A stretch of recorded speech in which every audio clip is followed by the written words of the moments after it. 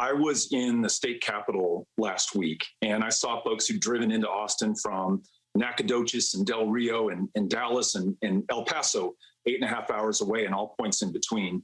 And folks waited 14 hours through a hearing to get their 2 minutes, literally their 2 minutes to be able to make their stand for democracy. It happened again a little bit more recently, and folks waited until 4 a.m. in the morning to testify.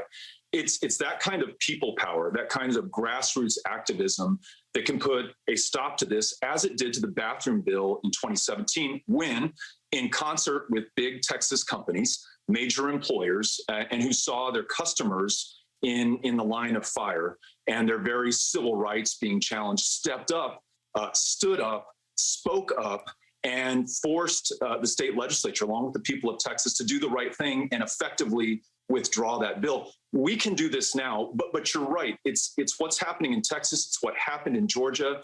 It's what's pending in 41 other state legislatures. This is the most concerted attack against voting rights, against democracy, since the Voting Rights Act was signed into law by our fellow Texan, Lyndon Baines Johnson, in 1965. But if I could, I want to make sure that beyond the issue of justice and the right that everyone should have to be able to vote and participate in our democracy, it comes down to the very lives that our fellow Texans lead. You know, what happens when you can't vote in the school board election to your kid's school? How are they going to be represented?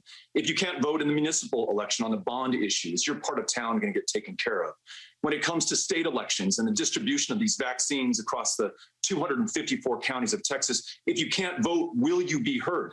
In a state where the minimum wage is $7.25 an hour, and you're a shift worker making that minimum wage at 2 or maybe 3 jobs to make ends meet, do you have any hope if you can't effectively participate in deciding who your representative is going to be and what they focus on and whether or not they hear you? So this is people's lives. It's the kids, the schools that their kids go to. It's the wages that they earn. In fact, the Texas Civil Rights Project has commissioned a study from a Texas economist, Ray Perryman, and they find that up through 2025, this will cost the state nearly $15 billion in losses. It'll cost tens of thousands of jobs. So lest anyone think that this is an abstract fight about democracy, it's about our rights to participate in this democracy, but it's also about what happens to our lives when we can't participate in this democracy. So yes, there's still time to fight this and to do so successfully.